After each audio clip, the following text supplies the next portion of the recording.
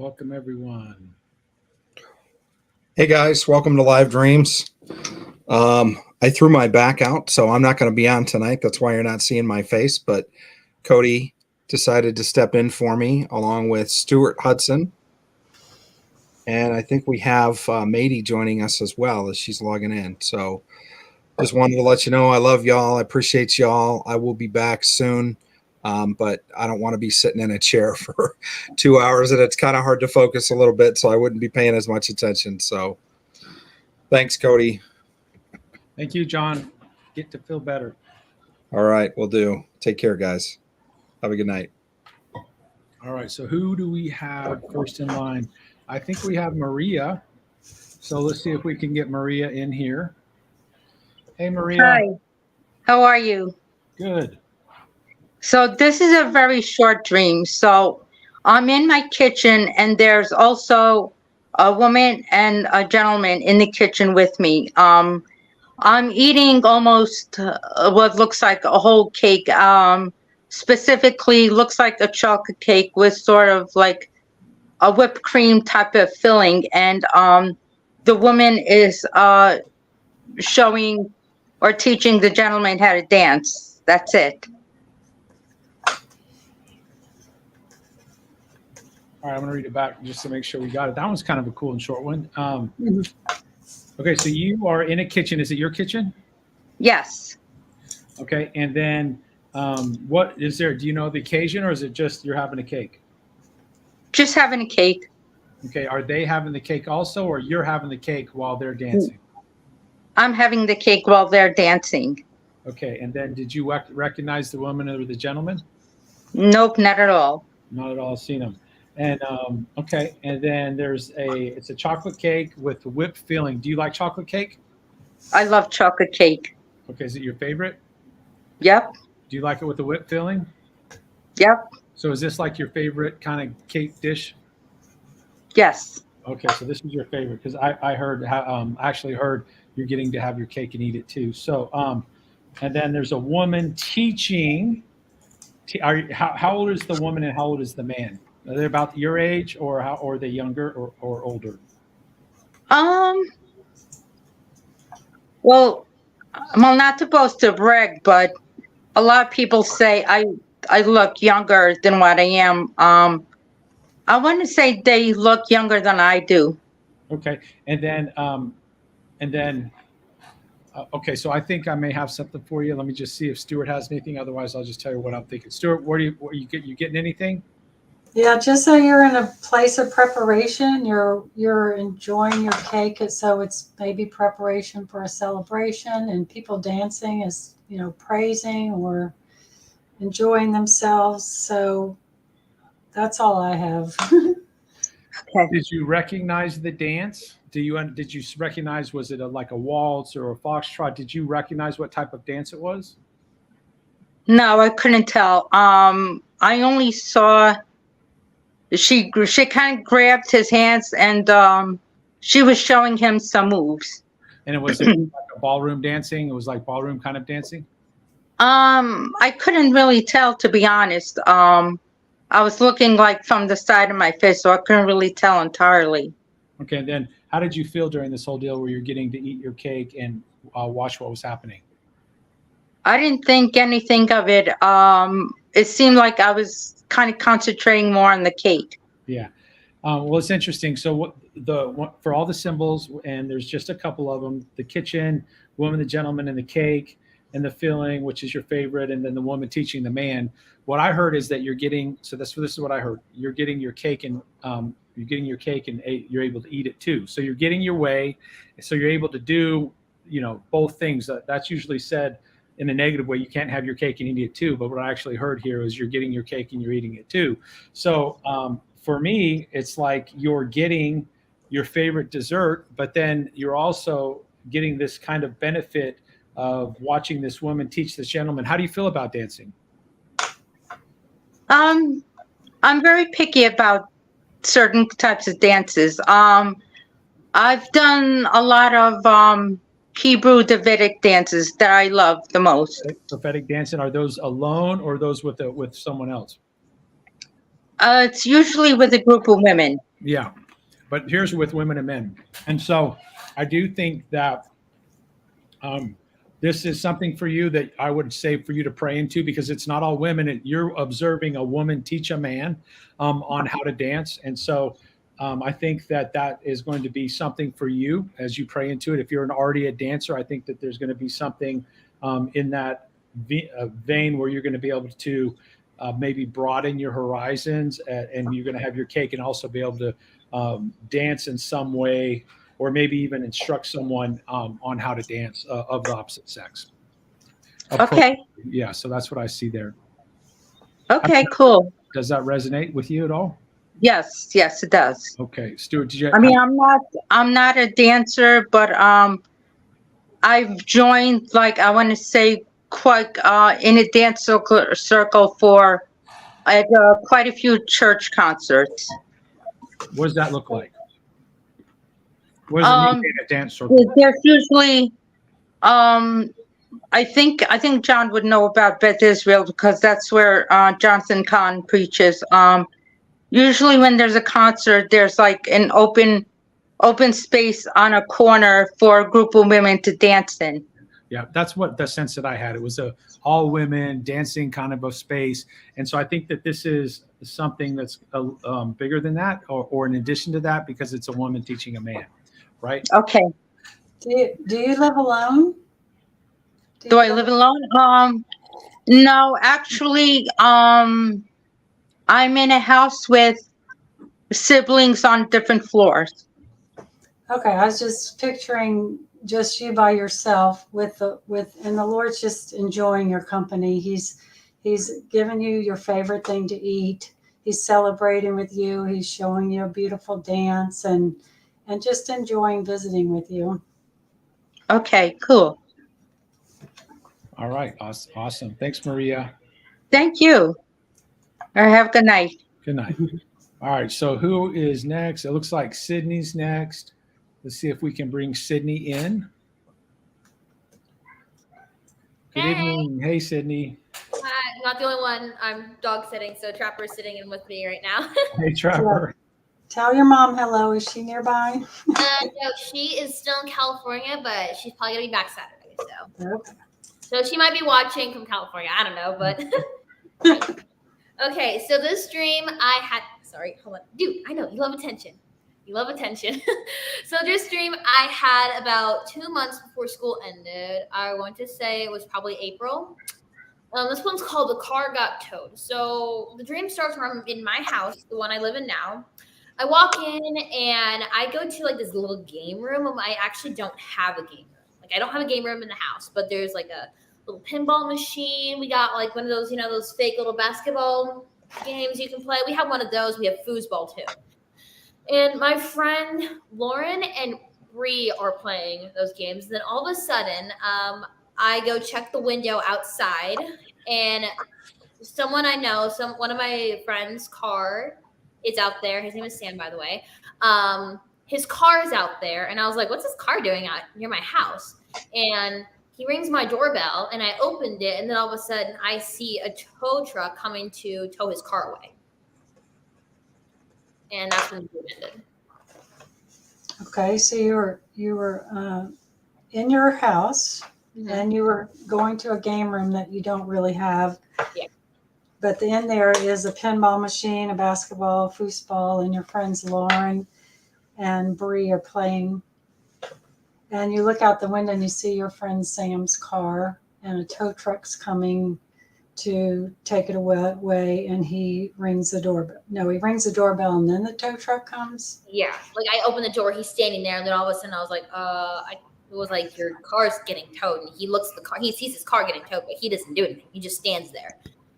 So.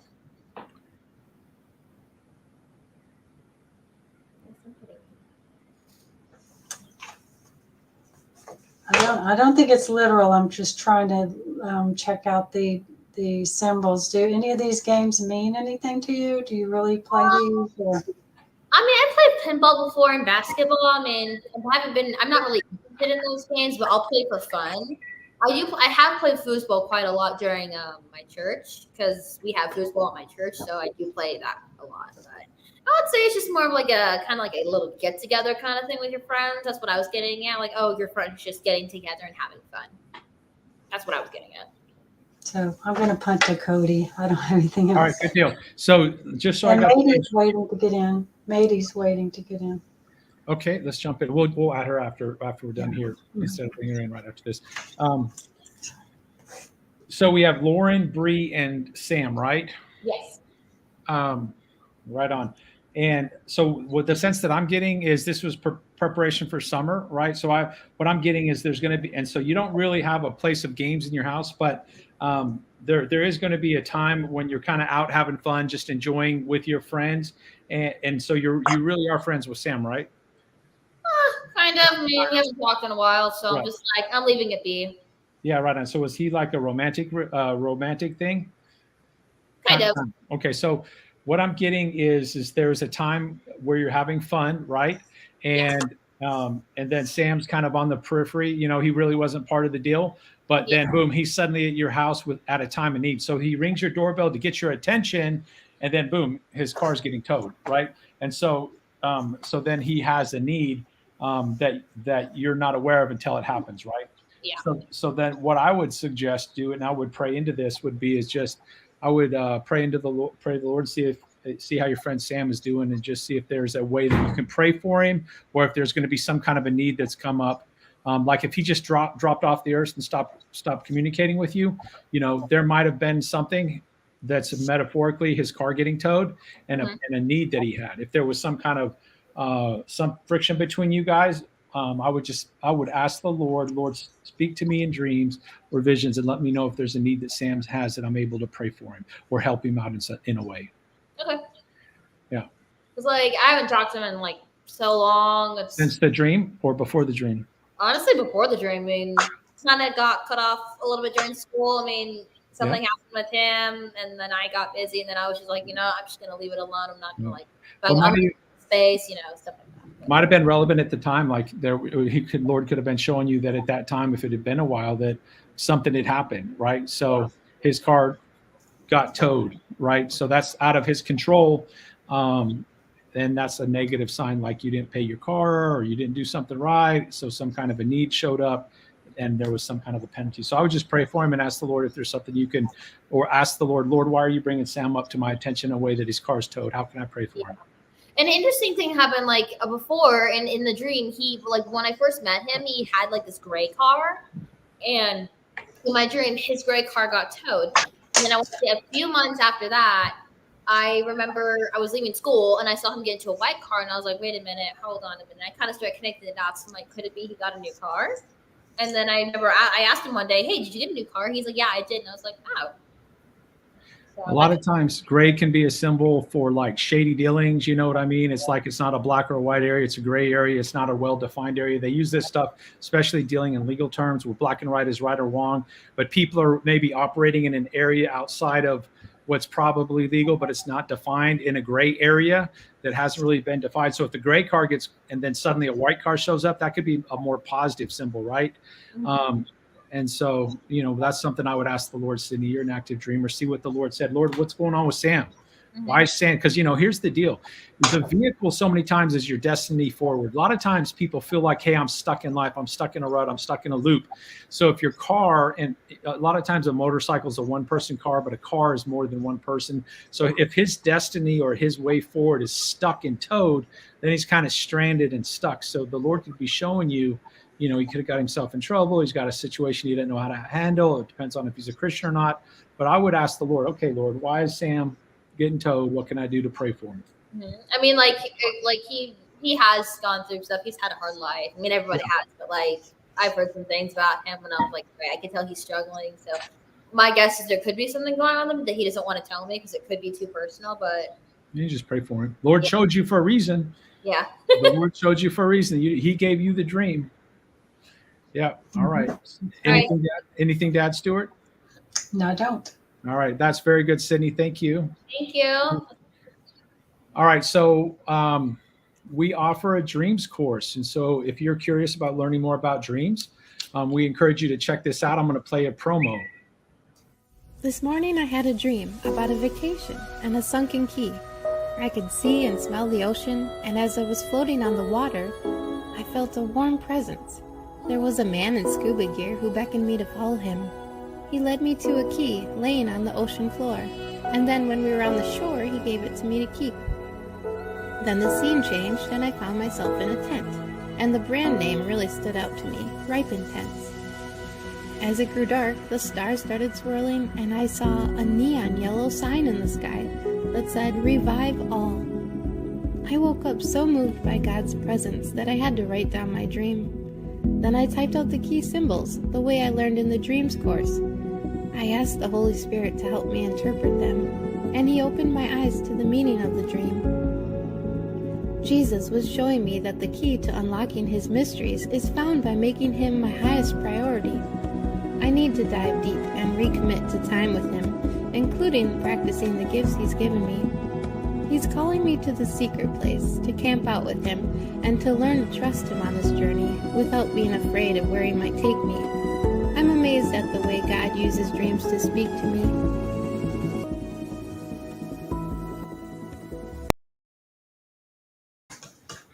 All right, let's add. Cody, I have a quick thing for Sydney, if you don't mind. Yeah, go ahead, Sydney. You'll be able to hopefully. Yeah, Sydney, as I was looking at this, your home is a place of fun. Your friends are welcome there. They come to have fun and to fellowship.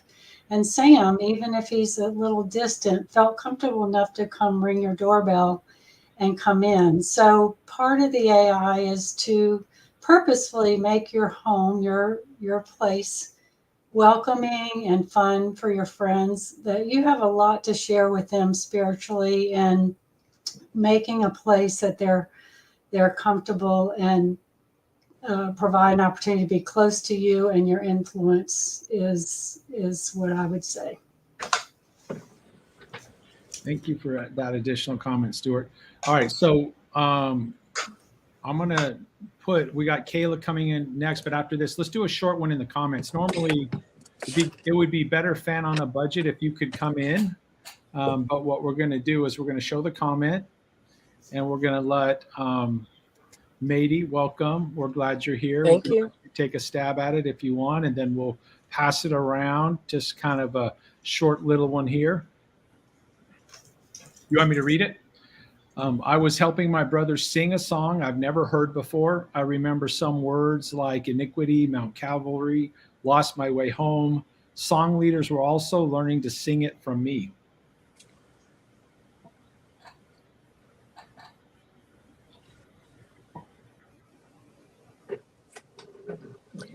I don't know. I need a little bit of time to.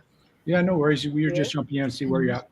This is a cool little thing. I mean, the Lord promises that we all, and when you read Psalms, we know that there's songs, and that we're to go around and sing songs. So it's cool. The Lord's given this person a new song. She's helping her brother sing it. And it sounds to me like it has a redemption story in it, iniquity and Mount Calvary, and people that have lost their way home. It kind of, and the reason I put this in there is that it reminded me a little bit of what we were talking about with Sydney. And this song was catchy, that other people were starting to sing it from whoever this person was. So that's kind of where I am. It's just kind of telling a story about the Lord's going to give us each a song. And to sing it, and that she's helping her brother with it, and it's going to inspire. Our story helps other people. Our testimonies, our songs, our stories, they're inspiring to help other people. Stuart, you have anything you want to add? Yeah, she's helping her brother find his voice, and I think it's Phil Driscoll or someone I heard recently was talking about singing, and that we're not to just sing. It's not like singing the top 10 praise songs. That we each need to come to the Lord with a new song. And it just needs to bubble up from our hearts and from the word within us. And I think this is a message for all of us, to sing a new song and not just say the same old words that a song leader is teaching us. And that's why I think it's telling that the song leaders, the praise leaders started singing along, because a lot of them we all need a new song. Yeah, and I think, is this Carrie in the comments? I can't tell, but someone in the comments said there's a victory, and after the victory is a new song. So that could indicate a coming victory. She's leading the way too. She's leading the way. She hasn't heard the song either, but she's stepping out, risking, and then her brother. Seems like her brother follows. Okay, great. All right, so I'm going to share the link. We'd love to have you. We're going to add Kayla. I'm going to share the link, and then we're going to get Kayla in here. We actually don't have very many people in the back, so it's a great time to come on and share. All right, so we're going to. Okay, well, here we go. Kayla, are you ready? Hopefully your camera works. Yes, I am ready. All right. All Welcome. right. Good to see you again. Yeah. So this one is going to be really short. So the dream that I had, I was riding a shopping cart down the street at night. And are you able to take her now? Awesome. Thank you so much. All right. Sorry about that. My husband was taking my little one, so I don't have to hold her. All right. So anyway, I was riding the shopping cart, and there's a number pad on the shopping cart, and I started pressing a bunch of ones. I'm just rapidly pressing a bunch of ones, and then I started rapidly pressing a bunch of zeros, and I had this, like, I don't know, this, I guess, well, as soon as I did it, it started to rapidly accelerate, and I just had this, like, really ornery look at my face because I was so excited, and I don't know, it was just, I just had this, like, playful, just ornery kind of feeling, and I was so excited about the ride that I was about to have, and just shooting down the street on this cart, and yeah, that was the end of the dream. Well, that's really cool. That's a fun dream. Yeah, man. So is it just a regular kind of shopping cart, like you'd go to the grocery store or Target? Yeah. And then where was the keypad? Just where the handlebar is? It wasn't a keypad. I don't know what it was exactly, but it was just like it was like off to the side, like, I don't know, near the handlebar, and it just had a bunch of numbers on it. So I don't know what it was for exactly. I just know that it had a bunch of numbers, and somehow this thing, it was meant to it caused it to oh, that's right. So when I pushed the numbers, it would cause it to generate just an innumerous amount of codes that would cause the cart to then go faster. And then it rapidly accelerated, and you're kind of leaning on it with your feet up on the back of it so you can ride it. You're not trying to run along with it, right? Right. Mm-hmm. Yeah, right on. And then did you say the word ornery, or what'd you say? Say it again. Is like ornery, mischievous, ornery. Yeah, that's what I thought it meant. Yeah, like not exactly mischievous, like I'm trying to get away with something not good, but I'm trying to figure out how to explain it, because it was like, kind of like when you're manipulating something or like doing something, it's, you're, oh gosh, I'm trying to think of how to describe it. It's kind of like, oh, I can't wait to see what this does. And, because you just have this like playful kind of attitude about it. And it was also the anticipation of, what it was going to cause. That's like a powerful ride. Yeah. Is this natural to you? Do you ever just take off and do something silly? I don't, no, not really. I know. I think the Lord's telling you to let your hair down and have some fun. And your cart is full, your shopping cart. He's giving you things to have fun with. I've done that as an adult. I'm 64. I think I did it recently. Yeah. Hopped on the cart and rode to my car. Yeah. So just look for opportunities to do something really silly with your children or your. Well, I mean, it's funny that you say that, because I'm starting to. I'm just recently going to start a business doing bubble parties. Oh, And yeah. so embracing my inner child, I've got 5 other little ones, and so we're my older 2 are really wanting to do that with me, and it just really just brings out that that playfulness, just like, ooh, what can we do? What can we experiment with? What other things can we do, and what can we bring into this to make this even more fun? And so I'm learning to be more creative and Okay, learning. that's what's in your shopping cart, those creative ideas. Yeah. And you're going to take off and have fun. Very cool. I saw a guy doing that today as I ran into the grocery store, and there's a kid in the cart. The dad is on the back, and mom's behind them. And I'm like, you go, that's great. It's a powerful ride, and they were just having fun and carefree.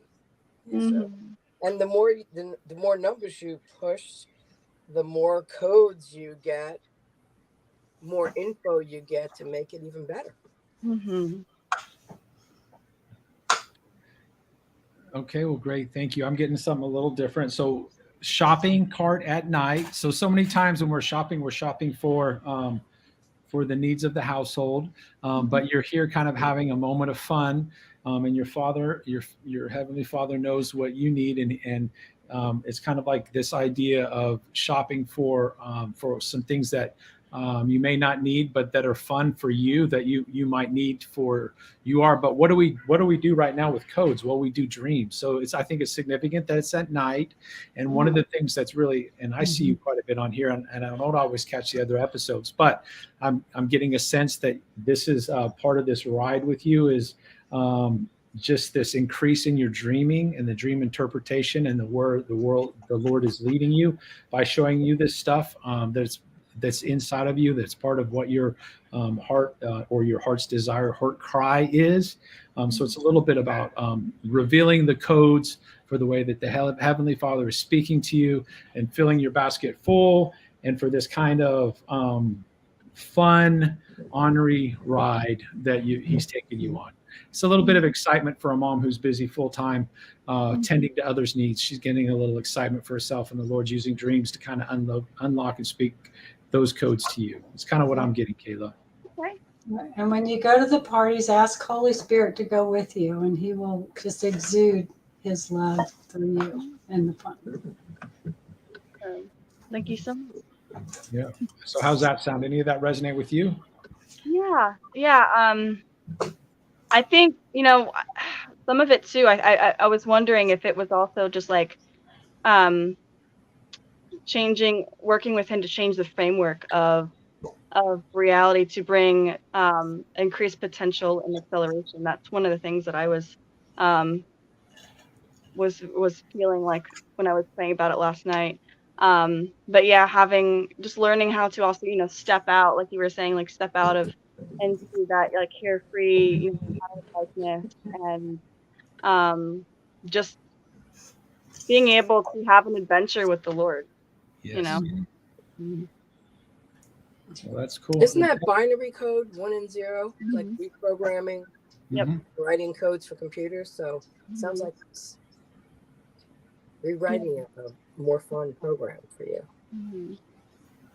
Yeah, because I've been getting a lot of dreams of like shifting, like transition, and so this could be like that new season of rewriting with the Lord, and changing the way things have been, and it's a new adventure, it's a season of the new. So amen to that. Well, thank you, Kayla. We appreciate you. Thank you. Cheers. Good night.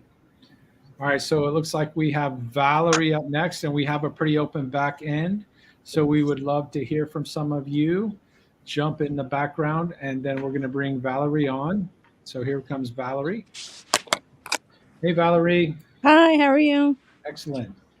So I had a dream that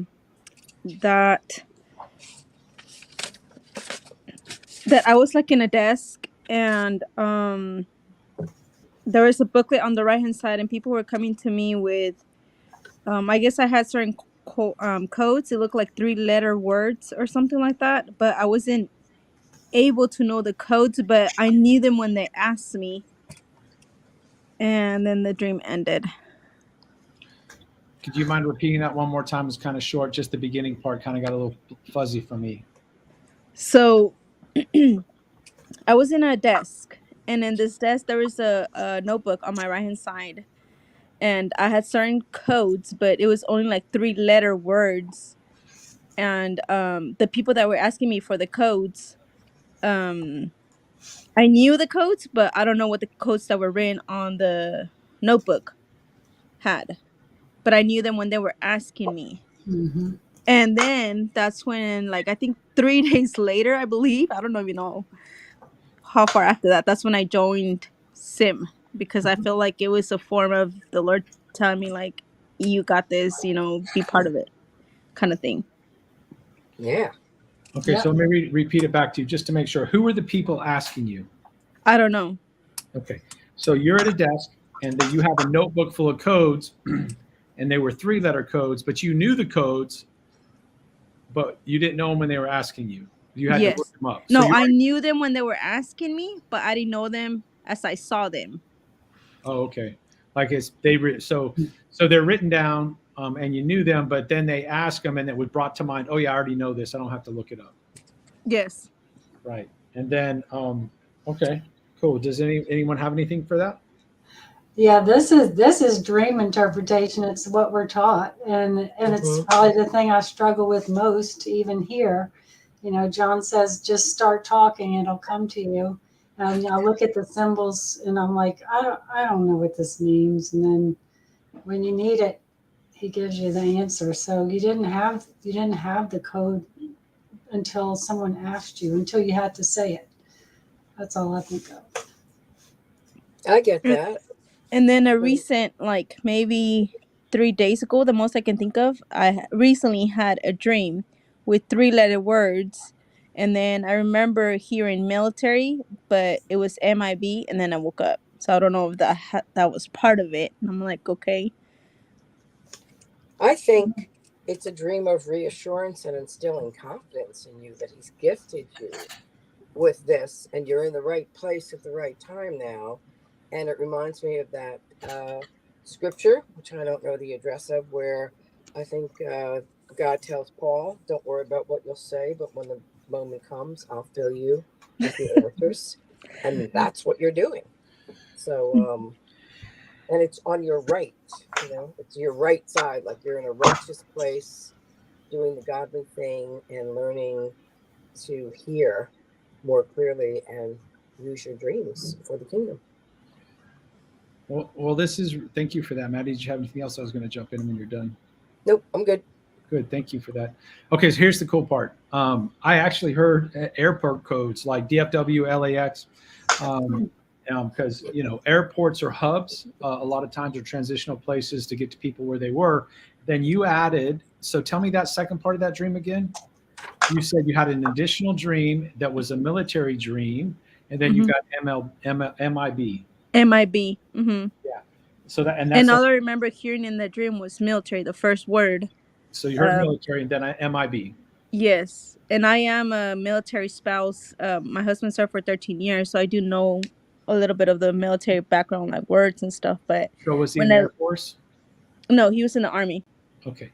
So MIB is the Minot, M-I-N-O-T, Air Force Base. That's the abbreviation for the MIB is the Minot Air Force Base. It's an Air Force base in Ward County, North Dakota. And it's 13 miles north of Minot. So that's an interesting deal. What date did you have that dream? Let me see. The MIB one? Yeah.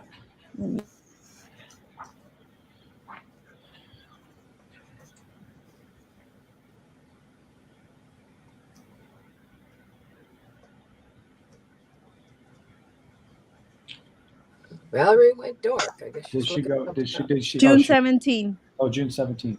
Mm-hmm. June 17th. And today is the 20th, 3 days later. 3 days later. So anyway, that's interesting. So we'll just watch.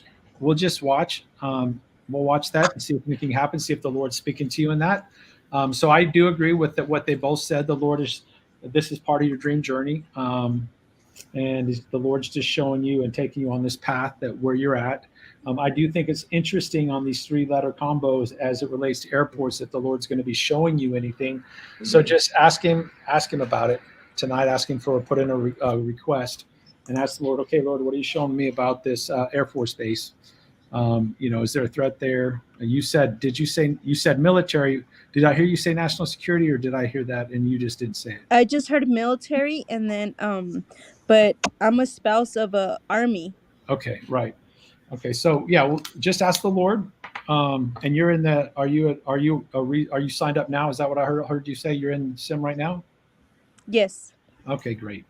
So yeah, I mean, just ask the Lord what it might be, and then if you get an answer, tell whoever your class leader is, so that they can pass it over to me. Okay, if Okay. he responds to that. And then my nephew wants a dream interpretation. Is this okay, or does he need to log in? Yeah, no, go ahead. What's his name? Okay. His name's Sebastian. Here he is. All right, Sebastian. Hello. So I Hey, had a Sebastian. dream that I was in a big building, and somehow I went inside of the big building. Everyone started noticing me, like saying hi and everything, and they also gave me like a big stack of papers. But like I had like my own desk and everything, and they just give me a lot of papers, and they said I want these paper due today. So I told them okay, and then some guys told me okay, thank you, like congratulations, and That's it. after that I just woke up. Hmm. So like Sebastian, what are your plans?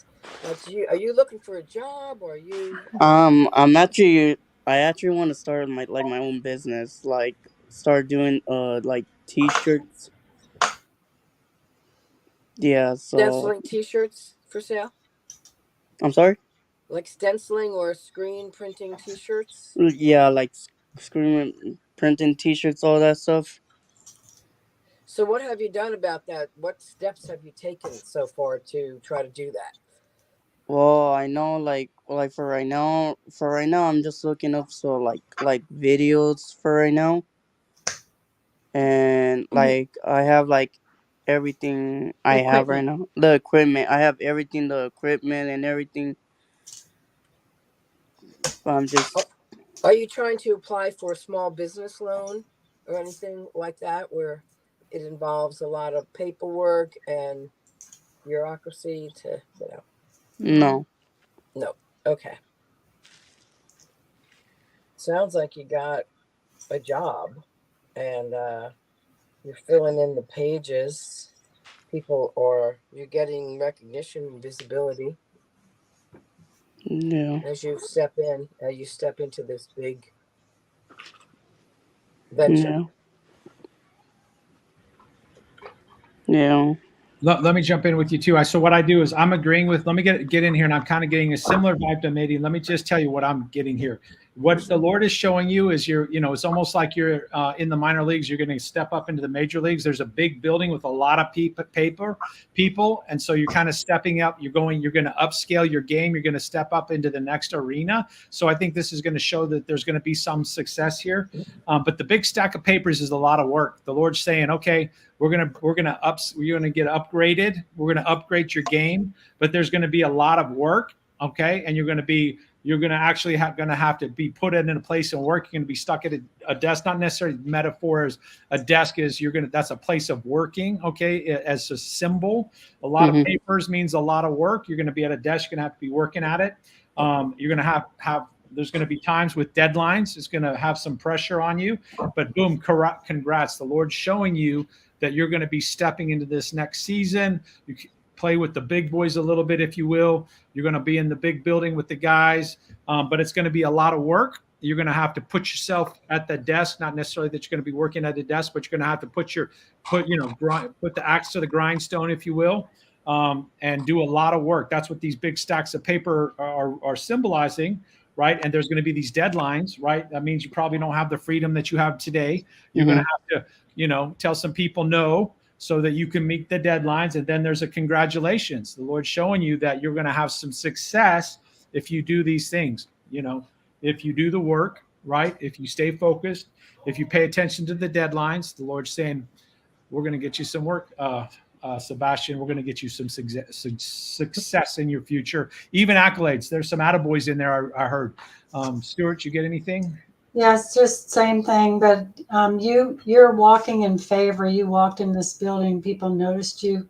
So don't be surprised when you feel and see this favor. It's unmerited, so you might be surprised, but expect God's favor when you walk into this place and the creative juices flow and your t-shirts get noticed, and people will help you along the way.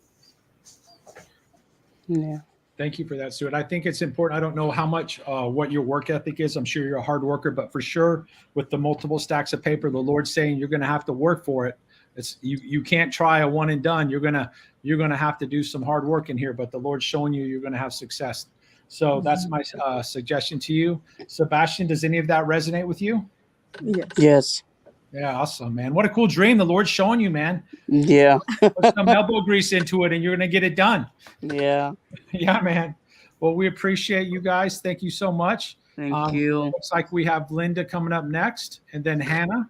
Yes, So- thank you. I just want to thank you guys for that, because just wanted to share with you guys, he has cerebral palsy, so he's trying his best on trying to just work as much as he can in everything that he's learning how to be on his own and stuff. So that kind of helped him, like pick him up and motivate him like to keep going, and that the Lord is speaking to him. I did tell him similar situations what you guys are telling him, so that's just a confirmation to him to make me feel like more he's at ease, at peace in his heart. Yeah, thank you, Lord. Here's what you do. Just take the URL and bookmark the time mark and share it at that time point, so he can replay it whenever he needs a little motivation. Okay, thank you. Thanks, Thank Valerie. you. Okay, bye-bye. Bye. Let's see if we can get Linda, and after Linda, it looks like we have Hannah. So let's see. We're going to try to add Linda now. You're on mute, Linda, but welcome. Hi. Hi. Wonderful to see you guys. I appreciate you so much. Absolutely. What do you have for us? Little short dream, and I did do a little bit of research on it. All right, so let's tell us the dream, and then let us sit on it for a second, and then you can tell us your research after we sit on it a second. Just don't start in on the research immediately. Okay. I'm working in a retail outlet and with some other people, and I'm called up to the counter, and a man says to me, here's your wages. And I'm really surprised that I'm getting paid, because I dream about working all the time and I've never gotten paid before. And I said, oh, I get paid? And he said, yes. I said, how much? He said, $280. And I said, oh, wow. Well, what can I buy here for $280?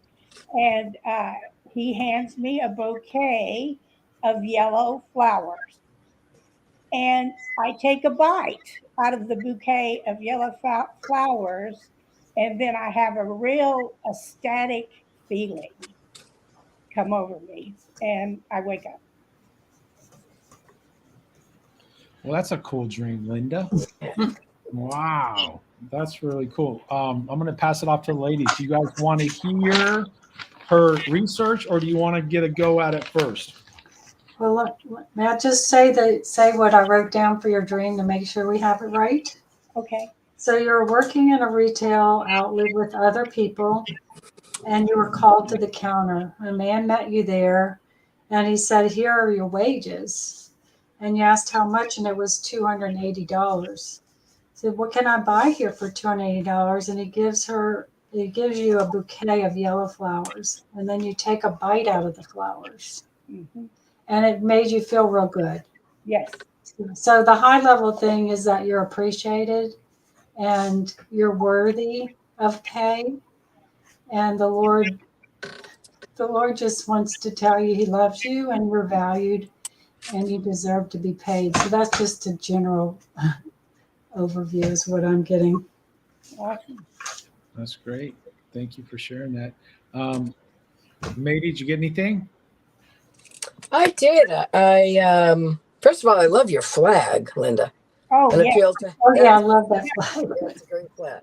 I was thinking on the same lines that Stuart was. The ecstasy, the joy that you get, and the unexpected, because I think you must work a lot and give a lot, and you don't hear the appreciation, or you minimize your contribution to the world and to the kingdom. And here you take a bite of the flowers. I got yellow bouquets. I think yellow is the flower, the color of friendship. When you get yellow flowers, yellow roses.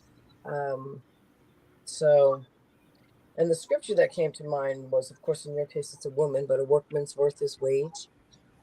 Yeah, so you're being rewarded, although you haven't sought the reward. I don't know about the 280. All right, thanks. That's good. It's funny. You didn't say yellow roses, but I also heard yellow roses. It was flowers. No, I know. I understand, but I heard yellow roses, and it's funny. I'm in Texas, so I actually heard the yellow roses in Texas. But I'd love to hear what you got in the research, Linda. I do have something along the same line as the ladies. Nothing dramatically different, but I think I'll just button it up all together a little differently. But what did you find in your research?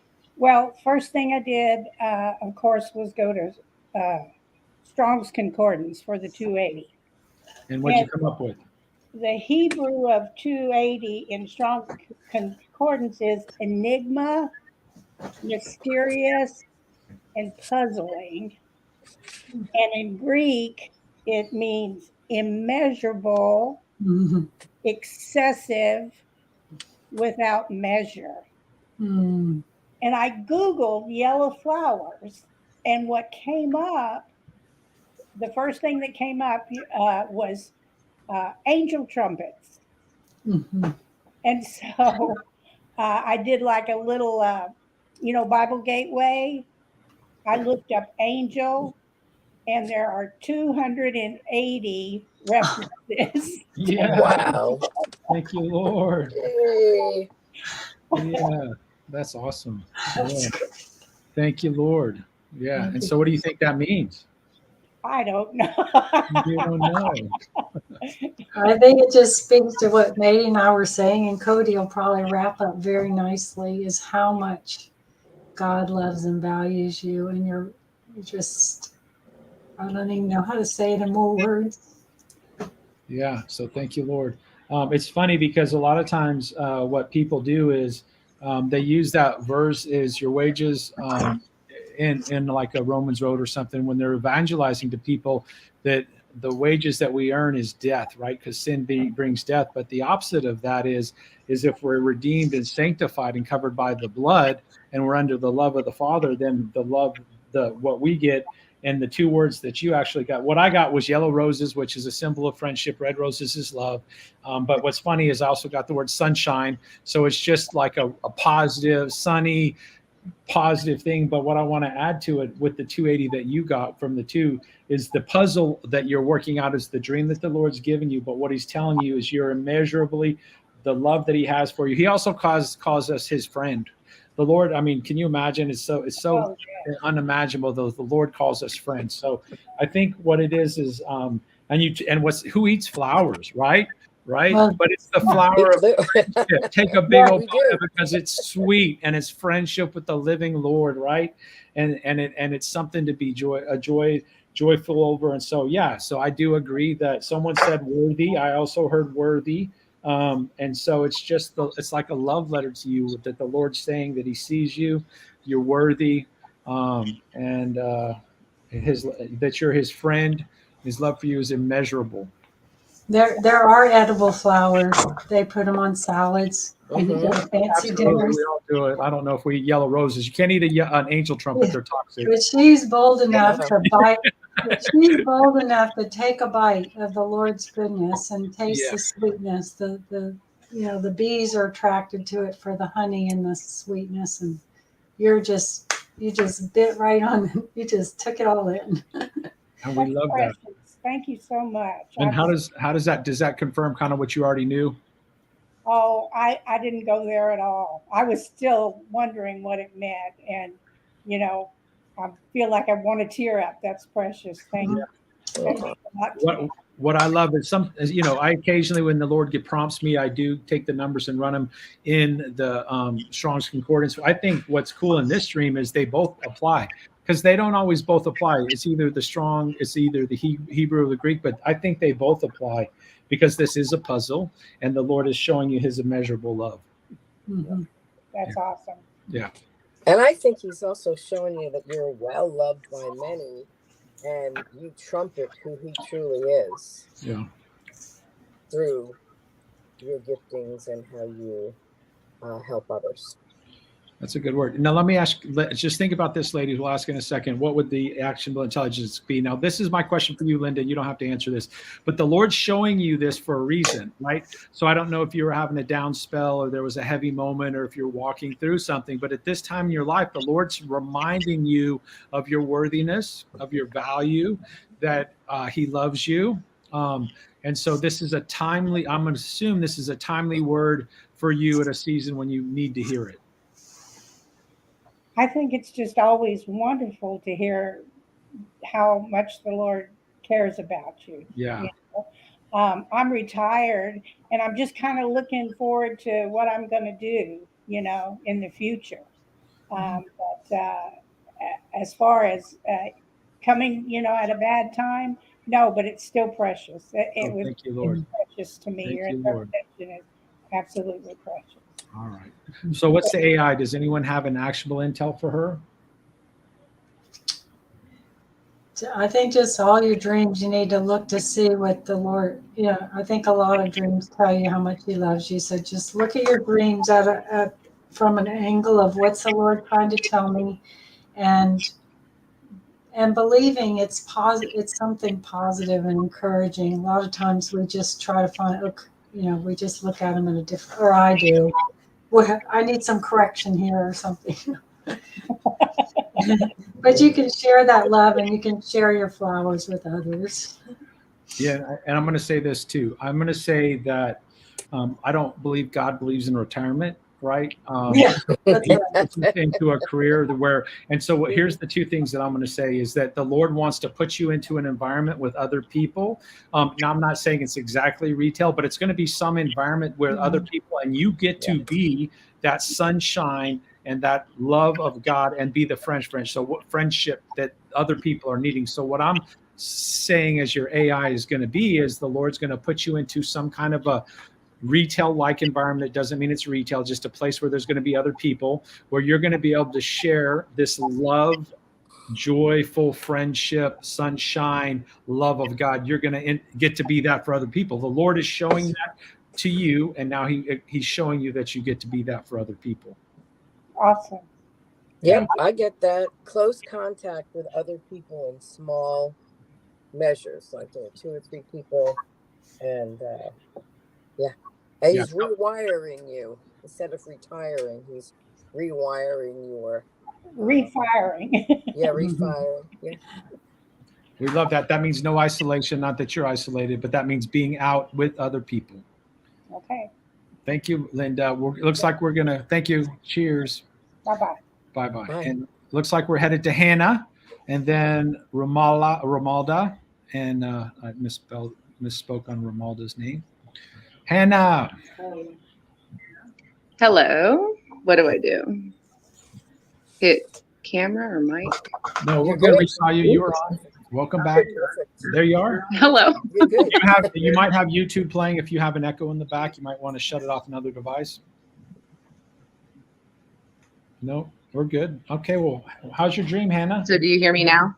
We hear you. Yes. Okay. Oh, good.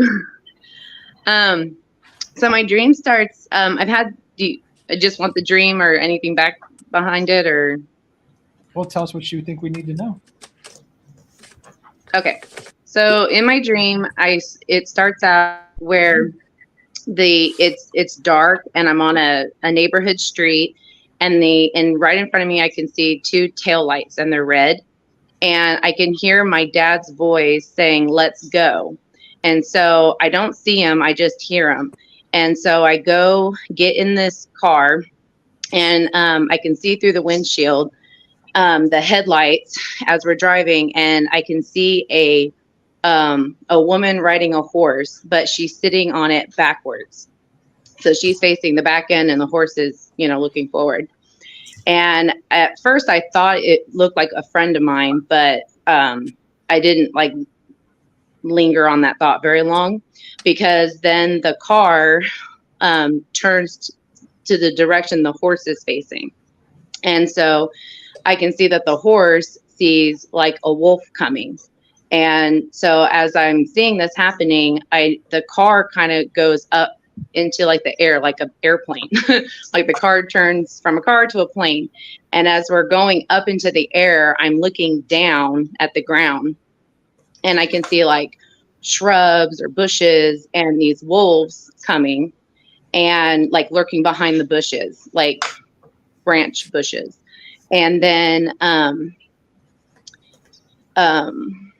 I keep going higher, like going up into the air, and I can see two men running with fishing poles, and there's a bear chasing them.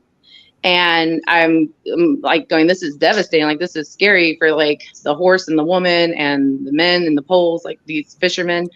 And so I just look like going up into the air. And as I'm looking up, I can see like the darkness getting to light, or like a sunrise effect of colors, like a sunrise, like yellows, oranges, bright, getting to light. Yeah.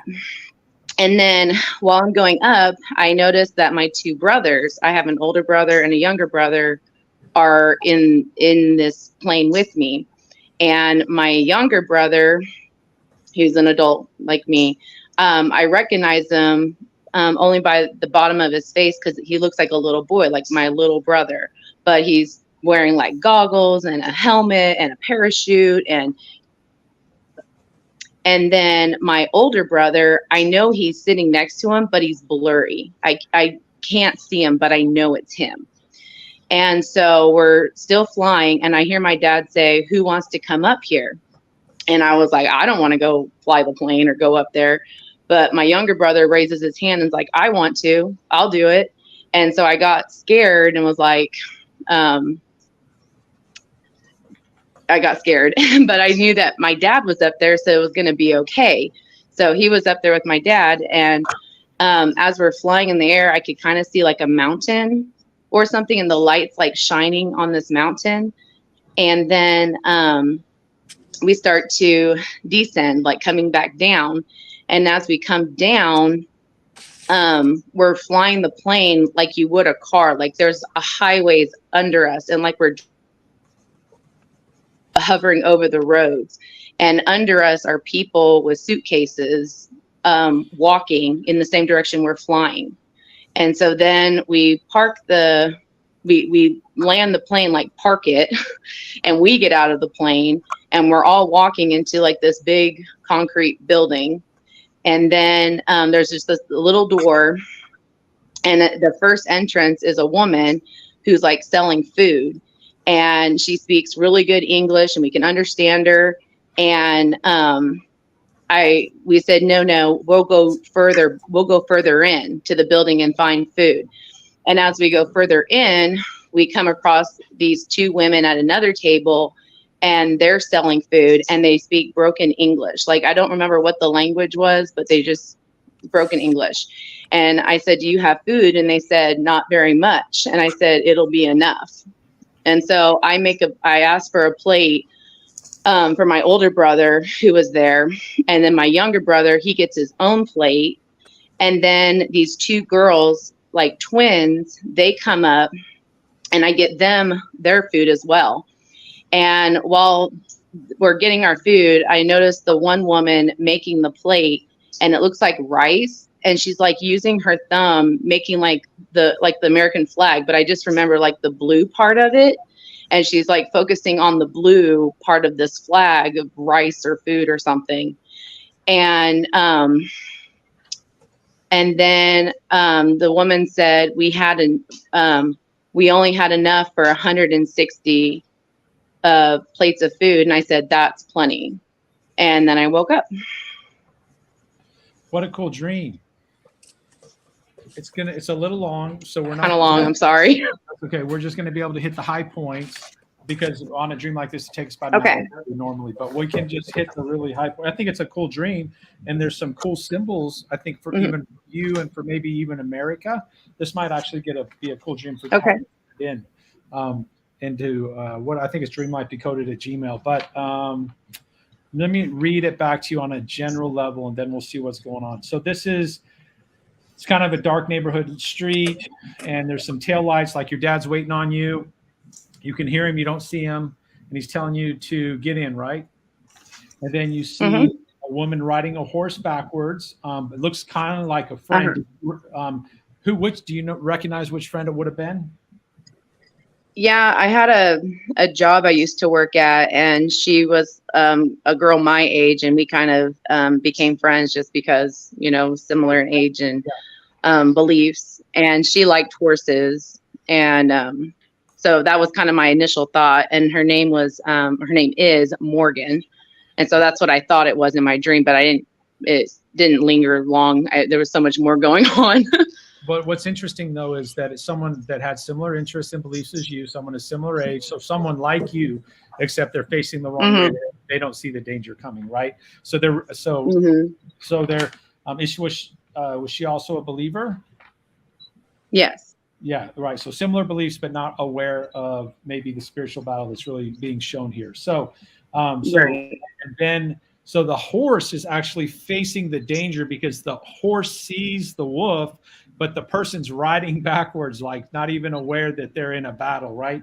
And so the car shines, and it shows that there's a wolf, but then you're able to take off. So your dad or whoever was driving, he's aware, and he's shining the light on the problem. And so you're taking off, right? And then you can see the ground, so you're taking it from an elevated position. And you see there's wolves, right? So there's a big problem. There's a huge problem coming, and your friend is there.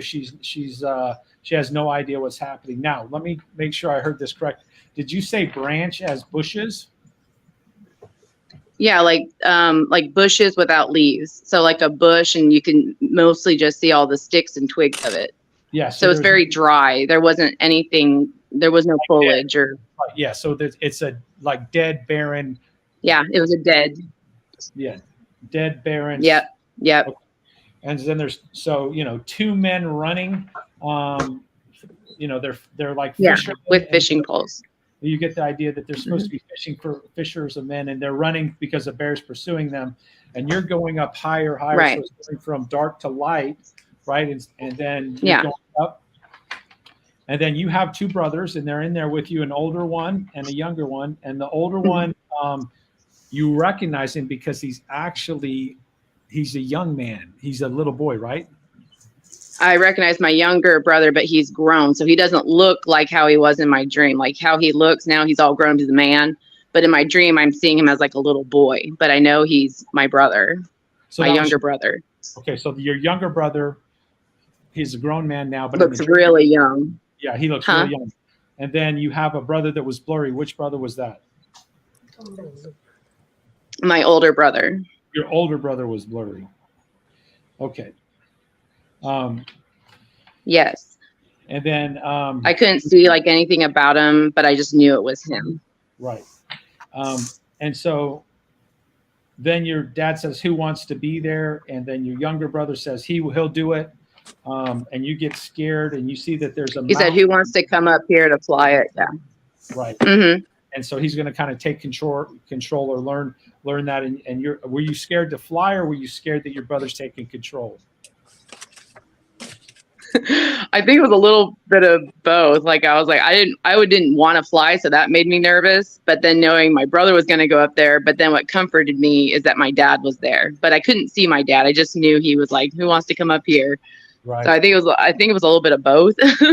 Yeah, right on. Because your younger brother, who you can fully see, he's the one that goes forward, Mhm. right? Your brother, who's blurry, who's not really you can't really tell. He didn't really step into the role, and then you were kind of scared to do both. Okay, so then you're flying over highways and you're going in the same direction, so you kind of have this higher perspective. But then you land with people on the ground who are carrying suitcases, and you come to this like giant bunker with one door, and someone's trying to sell food, and you Mhm. say, go further into the bunker, and then with broken English, so that that means there's probably more nationalities or more people than just affecting America.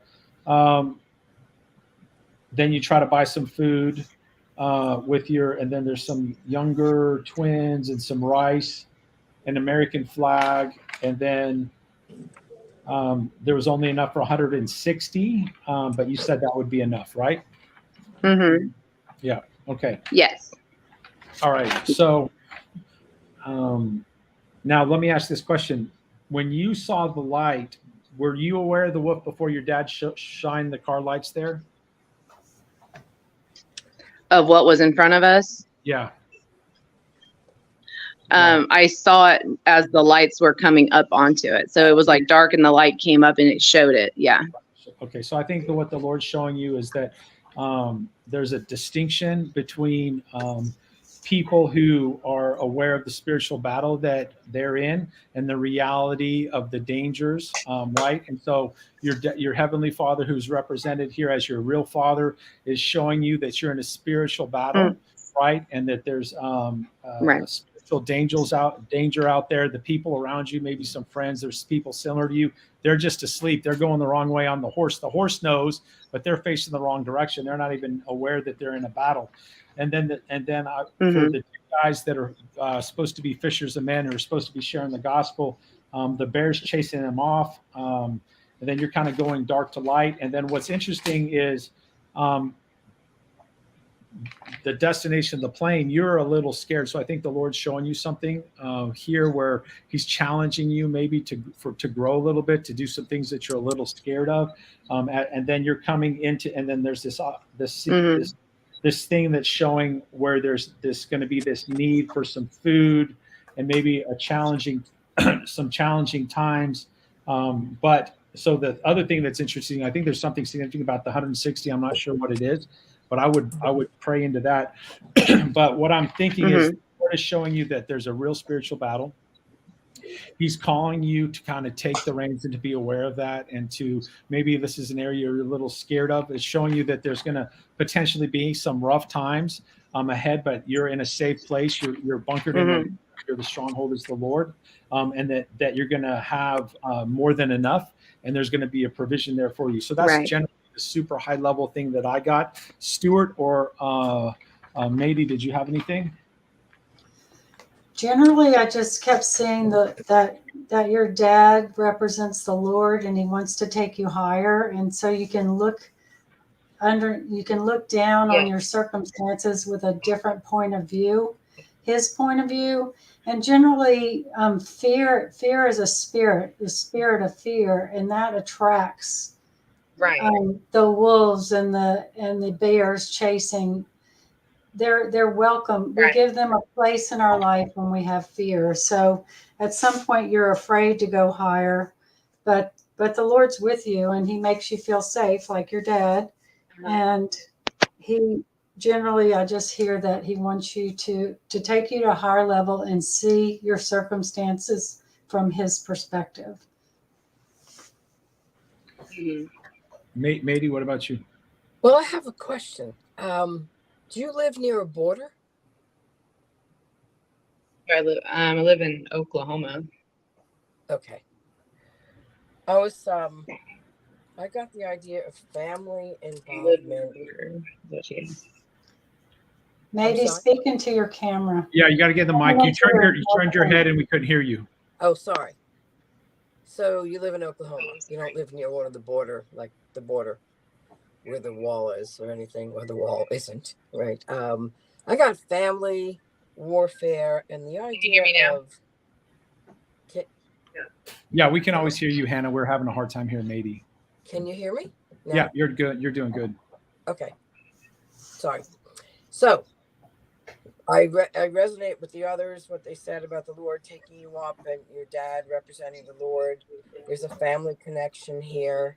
So the Lord gives you a high altitude view and then brings you back to the ground. And the other people walking towards the building with suitcases, it sounds like he's calling you to do a work that you might be a little timid about, but you're going to join others who are walking into the same arena to walk. And the funny thing is, I got what does your younger brother do? Because I kept getting Snoopy and the Red Baron when he was in the plane. You know, the cartoon, the Snoopy the dog, the Red Baron. I think she's frozen. There she is. The World War I, you know, flying ace. And your younger brother's kind of gutsy and brave, and he's ready to jump up front with your dad. So I got think that. we might have a connection issue. Yeah. Maybe she's probably going to have to go back and listen to it on the playback. That's fine. So Hannah, I don't know your brother's names, but I'm just hearing that you should, if you don't know what their names mean, to look up the meanings, and that might tell you something. I don't know if she can hear us. Well, it sounds like she's having a connection issue and she's running it. There's a secondary thing in the background. So she might be running it through YouTube, which is going to be a delayed. I can hear you. Right on. Okay, so what I suggest, Hannah, is that you're going to just go back and listen to this after it's rebroadcast, so you'll get a better. Well, it's hard to hear it on my phone because the volume won't go up. Right on. Does any of that resonate with you? Thank you. You're welcome. Absolutely. Yes, there's a lot on there that there's a lot to take in, but a lot of those points, they're confirmation. Yes. I did look up the 160 for myself, and I Googled it, and it was saying that there's like 160 verses that talk about the love of God or something like that, and so I wasn't sure like his love's enough and what he's going to do with that. So let me attach that to those stronghold that you go into, because you're flying, you see the big mountain, you see a stronghold, you go to the entrance where there's plenty of food and you don't take the food. And like it was referring to like my, even though I was seeing as my.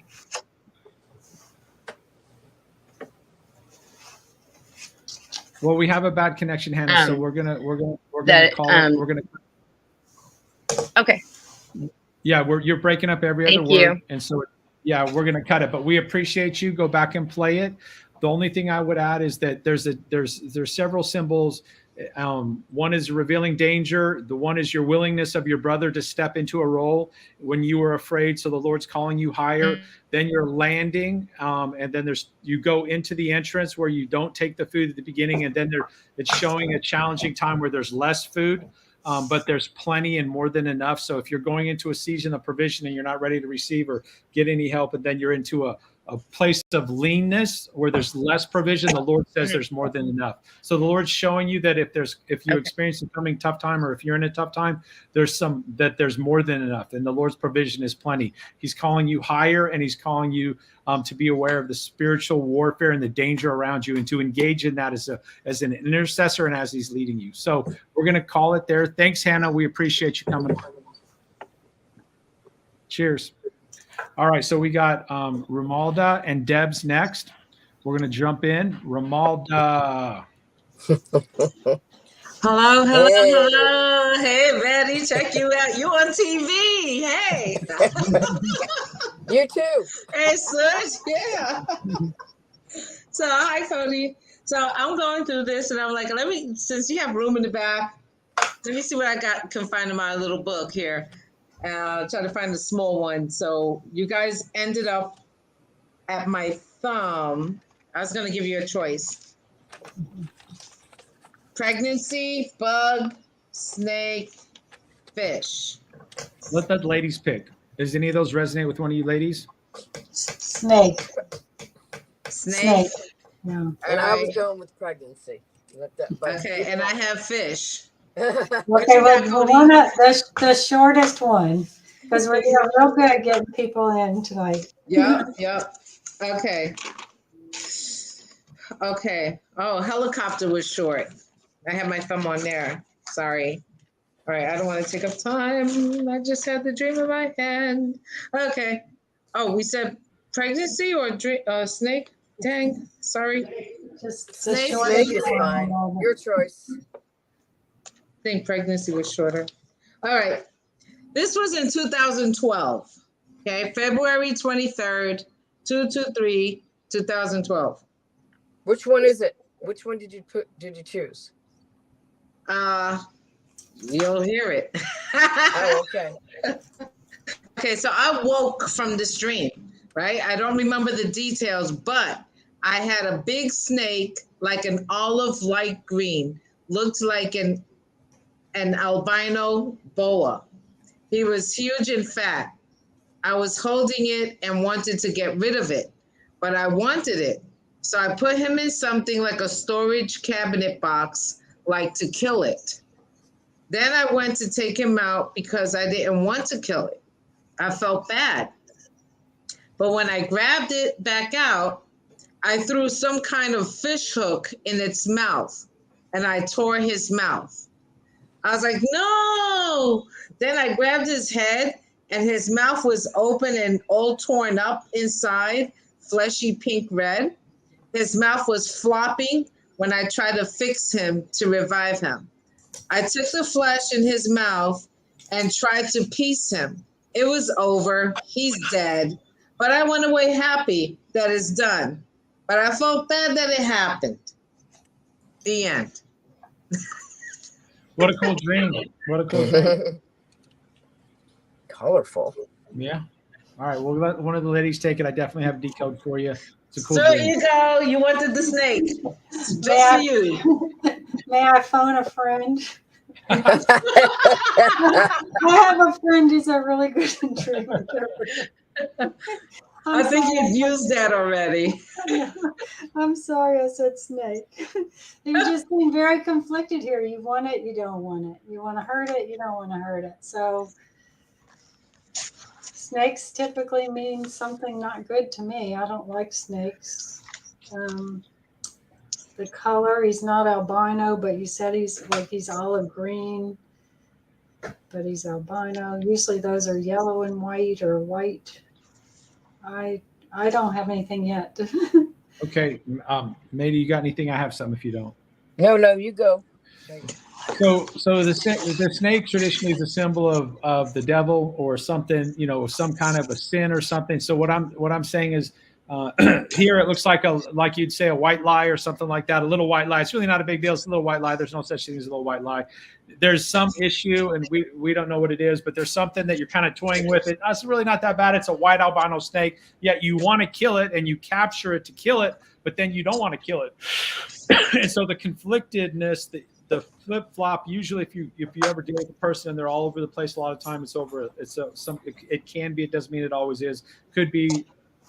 I'm gonna say it doesn't have to be this, so I'm not judging anything. It could be a sin struggle. There's something definitely that is a negative symbol that we're trying to make. It's an albino, it's white, but yet you got to kill it. So you capture it, you intend to kill it. You put a hook in it and you tear the mouth up, and it usually tries to bite you, right? But it ultimately do get a hold of it and do kill it, so it's done, right? And so that's kind of where I'm at with it. Was an issue or something that maybe that's a better idea. There was something you were wrestling with and you knew it was a bad decision, yet you tried to make it into a good decision that you could keep it, but ultimately you had to do away with it. And that's what the dream shows, that the Lord was showing you got to do away with this, whatever it is, a decision, whatever you were struggling with, it needed to go away. Yeah, I got something about just an emotional. I could hear army green when you said olive green, even though they're a little different. And it seems like there's a lot of ambivalence because there's an emotional connection to this difficulty. And so you're nurturing harder. It's like, well, I really don't want to hurt him. But there's nasty things coming out of this mouth. And then the mouth is the focus of the damage. And you are eventually relieved when the thing can't speak anymore or be venomous. And So it might have been an accusation back then, some kind of accusation that you were partnering with that lie, and so that's why you're dealing with the mouth, because a boa usually constricts. They do bite to hold, and then they wrap around and constrict your air out of you. I don't know if you can think of a situation back then. But I heard olive branch as we were talking, as the ladies were talking, I actually heard olive branch. And usually an olive branch is something that you're going to want to extend in a time of a conflict or something. So I think what they're saying resonates. Maybe it was some kind of a problem or something that someone was going to give an olive branch for. Go ahead, Stuart. I don't have anything. Yeah. And so maybe it was some kind of an issue that you needed to be dealt with and put away with. But ultimately there was a going back and forth, and it was something that was white that you were trying to work it out, but ultimately it got dispensed with. That's kind of where we ended up, Ramal. Does any of that resonate with you? Yeah, I'm looking at the date, February 23rd, 2012, and a lot of stuff happened at that time. And 2 months later, that's when I had the car crash that almost took my life. So it's really interesting. Yes, it does resonate. Well, great. I mean, it makes sense. As I read it, I got it. And then I was like, oh, okay. Because I was at that time tossing some decisions that I had to make, some choices, and it was made for me 2 months later. the car crash. So that put it to dead. It put it to rest. Thank you, Lord. Cool. Yeah, thank you, Lord. Thanks for coming on. Thanks for sharing. We Thank love you. having you. Cheers. Okay, thank you. Cheers. See you soon. All right, we got Debs coming, and then Faith, we see you. You'll be after Debs. Let's get Debs in here. Hi. Hey, Debs, welcome. Well, this dream is from 6/12/2023, and I had 5 dreams that week, which I don't usually have 5 in 2 months. I woke at 7:30 a.m. with a dream. I was working in an office, and I was helping out an insurance adjuster. He was calling me on the phone, and he was thinking of flying an appraiser out, and I was trying to help him. And I was genuinely trying to help him. Like, I wanted to help, not like this is my job and this is what I have to do. Because I've worked in that world. In the next scene, a kid offered to sell me a vehicle. He had several vehicles, and they were all lined up parked on a side street. I thought one of them was a ServPro truck. And the people I work for own a ServPro. I asked if he had one, and he said yes. As we walked closer, it wasn't a ServPro vehicle. I think it was a van again.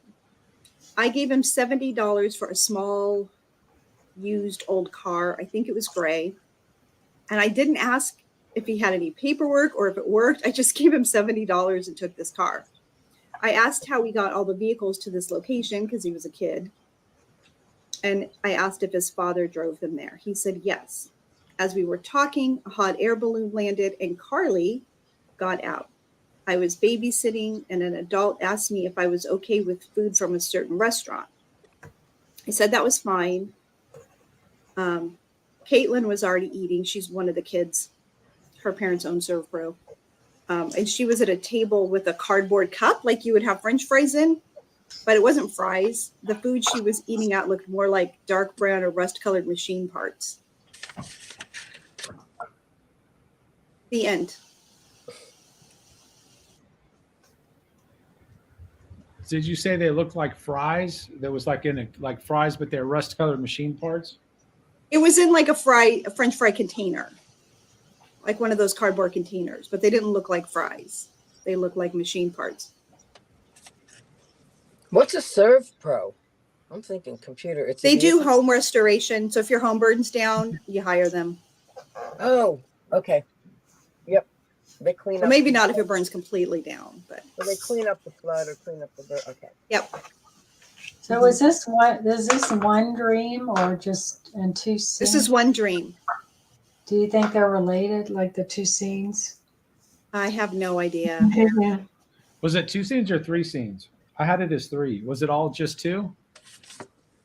Oh, It I was lost two. track for 2. There was like one outside, and then which was with the insurance adjuster, and the other one was that one was inside, and the other part was just outside, and it was just all happening. Okay. So with the kid, you talking to the kid, and you ask about the father, and then as you're talking to him, the balloon just comes down. Yeah. Okay. I think so. Those two are the same scene then. Okay. Yeah. Okay. And so the hot balloon. Okay, the hot air balloon came down like behind the row of cars. Okay. And then Caitlin comes out of it, right? No, Carly. Oh, Carly. Was there a Caitlin? Caitlin was the one eating the weird French fries. Okay, it's not the same person. Means free woman. Which one does? Carly. Oh, right on. So Carly was in the balloon, and then you just see you see Caitlin, whose parents really own the Serve Pro, eating rusty where there should be French fries. So right. I'm sorry, I had that as the same person. Okay. Good. Yeah. All right. So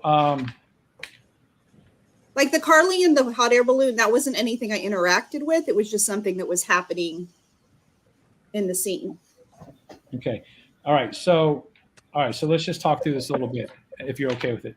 You got, you're working in an office, trying to help an insurance adjuster, and you really liked it. You really wanted to be a part of it, right? Then the next scene, you're trying to buy a vehicle, which is symbolized by kind of your Destiny Forward. You think it's a Serve Pro truck, right? But as you get closer, it's just a van, right? Right. Right. And so it's almost like, you're kind of working inside, but yet you're thinking about maybe changing careers. You're trying to buy another Destiny or a vehicle forward. You're thinking you're going to get this Serve Pro truck, but it just turns out it's a van. Hold on a second. My dogs are going crazy. And then what you end up buying is a $70 used old car, and it's gray. And you ask how they get there. And you said his father drives him there, and then you see the hot balloon with Carly Free Woman in the background, and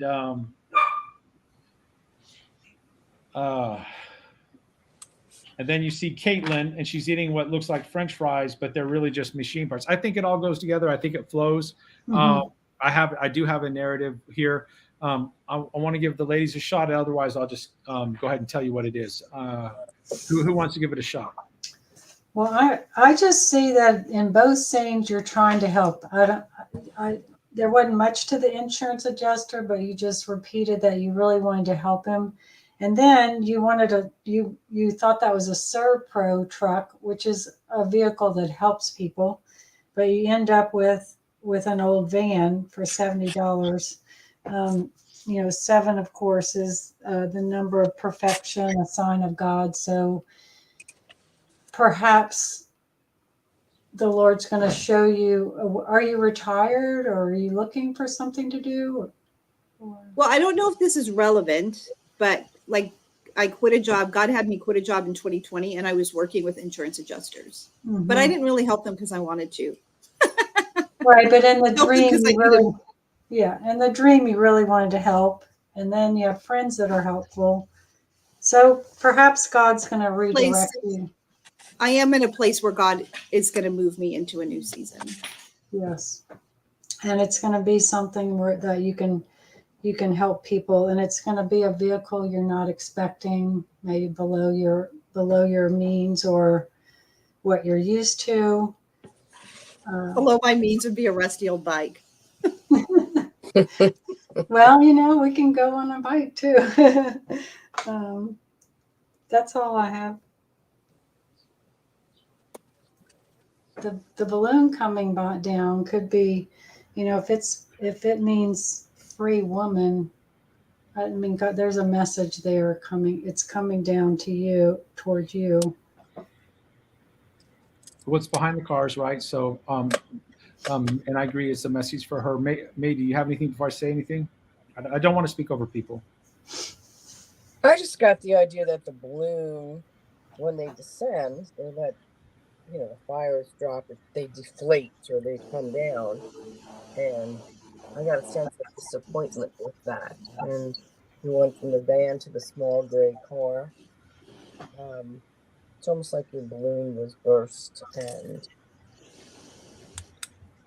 Interesting. Thanks for sharing. Okay, let me tell you what I'm getting. So you may not have liked the job, but what the Lord is showing you in the first scene is that your desire is to be helpful, is to be a good worker, right? So that's your heart, whether it was a good fit for you or not. The first scene is saying, hey, you have a desire to work and to be helpful. So the second scene then is showing a choice of vehicles. So what's your destiny going to go forward? Okay, so you got the Server Pro, which is kind of where you think that this first vehicle that the kid's going to show you, and it's to be noted. There's a contrast at the end of the dream with the Server Pro truck where the little girl's eating what looks like fries, but it's rusty parts. So what ends up happening is you're thinking Server Pro, but no, it just turns out to be a regular van. So maybe there's an opportunity that's going to present itself to you, right, that you think is possibly potentially what you want to do, but no, it's just a regular deal. That's not really it. And so this old used car, this gray car, right, it's not black or white, it's just kind of gray, 70, which is a number of perfection, right? So that's really the one that you end up going with. Okay, and then there's a contrast which is going to which represents coming down behind the cars, which is the freedom to fly, the freedom of the opportunity that you're going to end up. And it's a contrast between where you were and where you thought you were going to do. So the Server Pro, the little girl, their sustenance is they're eating the rusted parts. So that really wasn't the role for you. The role the Lord has for you is something different that's going to ultimately allow you to kind of soar higher or give you some freedom. Does that make sense? So it shows you that the Lord has an opportunity where you were, but he's going to show you some options. The first option, the one that you think, the Server Pro, the one, and that's just a symbol representing what you think is going to be the one that you want, but it's really not going to be the one you want. It's going to have a different opportunity. And then the one that you want is going to show that the bread and butter of it, or the provision of it, is a little harder because it's just rusted old parts that they're eating. Yeah, and about that, the Serve Pro is a franchise, so you buy something that's already packaged, it's already all together, and that's not what you get. You get an older gray car. So I think this is something that's not going to be, that you're going to hear from the Lord how to develop what you're going to do. It's not just going to come in a package ready-made. That's true. The Serve Pro people, they are generals of the faith. Like this is, yeah. And we're very tied together. So it might be saying something about that I'm building without them. Yeah, you might be doing something complementary to them or to help, a part of their service. Because, when you see, with this show, there's a new show on called Renovation 911 where they show these people that go in and help after disaster, fire. And there's lots of parts to it, not just what Serpro does. Somebody has to come back and put together. So, there's another part to maybe what they do that the Lord's going to show you to develop. I agree with that. Let me add a little contrast, because I think the final scene, you can't overlook it, because you have an affinity to the Server Pro, but at the end, you ever heard the saying that the cobbler's kids don't have any shoes, right? So I do think that this metaphor plays into what the little girl is eating. She's not eating French fries. The girl wants to eat French fries. She's eating rusted nuts and bolts, right? And I think the metaphor that the cobbler's kids don't have any shoes does come into play here. It's not a negative input on Server Pro. They're probably the best people in the world. This is what's right for you.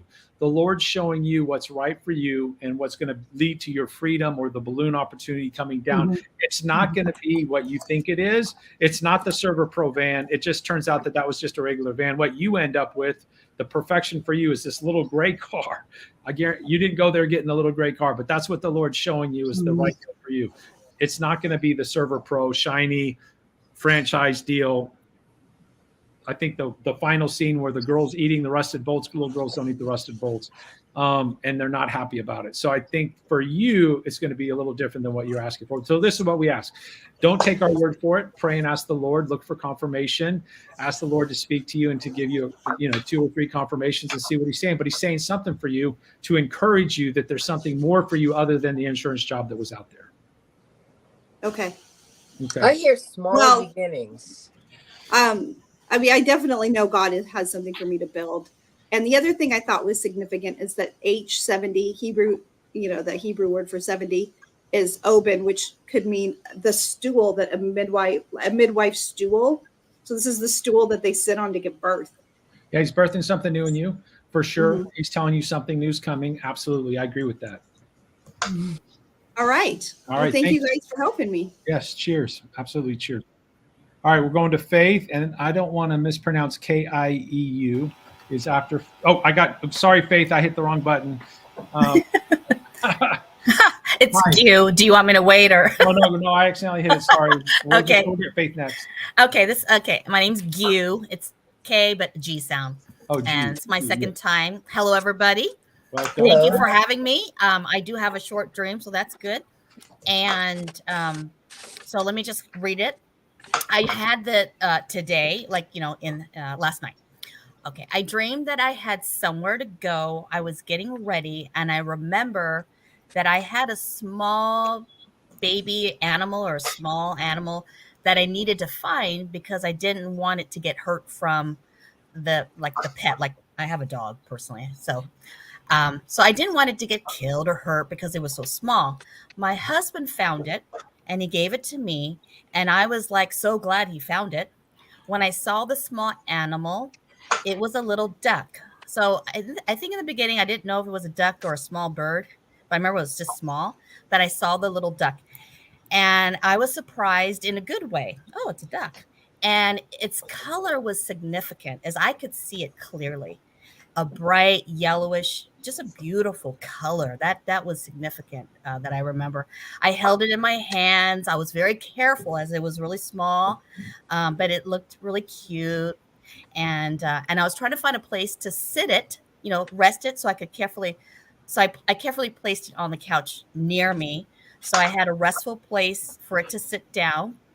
And I was just getting ready, making sure I was also watching the duck to protect it.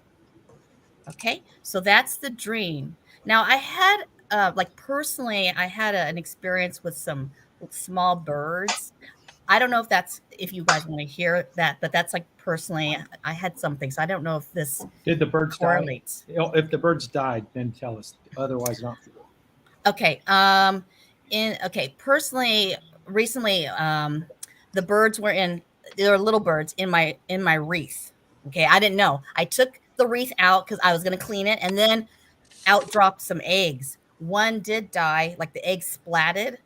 Ugh. And then, but there was 3 or 4 that we found still, and they were little, really small, and they're like moving out of the eggs. And I was like, oh my gosh. And I was like really, anxious and nervous. I called my husband, help me. And I was like, I was just kind of frantic. And we carefully scooped up the birds, and then he placed it back, and it seemed everything was okay. It's been 3 weeks. We saw the mother bird come back and forth, and then now we don't see the birds anymore. So that was real. Okay, perfect. The Lord's using that as a metaphor. Okay. Okay. So, does anyone want to give it a shot? Nothing. So this one's really interesting. It's a really cool dream. So you're busy and you have somewhere to go, right? Yeah. And you have a baby animal. You're not sure what it is, and you don't want to hurt it, right? Yeah. Your husband had found it, and then you realize, oh, it's a little duck, right? Yeah. And then you're surprised but happy, but it's bright yellow, and I love that it's a bright yellow. It kind of reminds me of that yellow rose thing that we were talking about earlier. Kind of the happy or the joy is kind of what I'm getting for it. And it's careful and cute, and you're looking for a place to set it down, but you want to be mindful that you protect it, right? Yes. So yeah, I think what's happening is the Lord's taking this experience that you've had recently, and He's showing you that there's something there's something He has for you. and I'm not sure what it is, but it's symbolized by this duck that's this little piece of joy, right? So a lot of times when we're busy, we don't stop and smell the roses, if you will. We don't notice the good things that the Lord has or the little provisions He set aside for us. And so you're not really sure what it is yet, but it needs nurturing. So I don't know if it's an idea or it's something that the Lord has for you that is going to be joyful, but it needs nurturing and protecting. You're looking at a place to set it down, right? But did you ever set it down?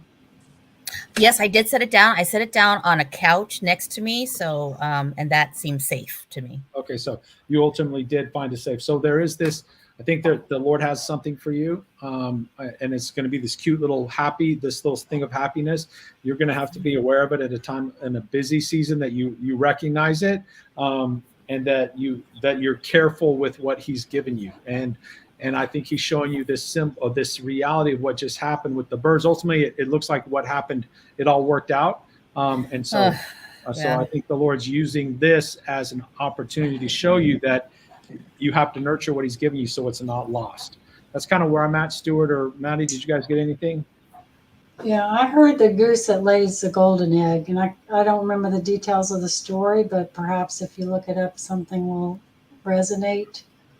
The goose that the goose that laid the golden egg. It's okay. Book from childhood book, and okay. My childhood was a long time ago, so I don't remember. But I just feel like it's the bright yellow duck represents. I mean, yellow can represent gold, which is something precious and valuable. So the Lord's giving this to you, and it did look more gold.